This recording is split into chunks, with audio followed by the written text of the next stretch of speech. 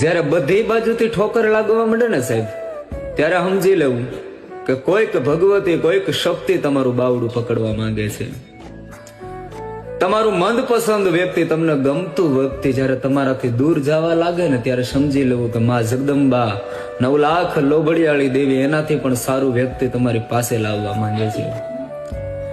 ગમે એટલું સારું કામ કરવા જાવ ને, એમાં વિઘન આવે, એ કામ તમારું અટકી જાય અને કામ પાછું બગડી જાય ને, ત્યારે સમજી લેવું કે એનાથી પણ સારું તમારા હાથે માં કામ કરાવવા માંગે છે.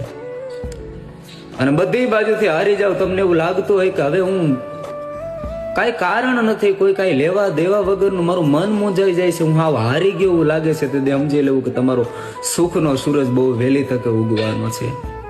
માં જગદંબા કાંઈક કરે છે, મારી ભગવતી મેલડી, કુળદેવી ચામુંડા, મારી મહાકાલી કાંઈક કરે છે, તો એની પાછળ કાંઈક કારણ હશે સાહેબ. નબળો દાડો આવે ને તેથી એકવાર માથું ઝુકાવજો સાહેબ.